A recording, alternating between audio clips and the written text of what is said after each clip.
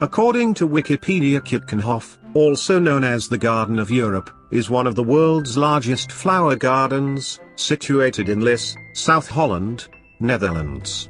Approximately 7 million flower bulbs are planted in the park annually, which covers an area of 79 acres. It is located in an area called the Dune and Bulb Region. Keukenhof is open annually from mid-March to mid-May. In this video you see 100 different types of tulips in bloom at the Willem Alexander Pavilion. After that you'll have a short glimpse of the orchid show in the Beatrix Pavilion.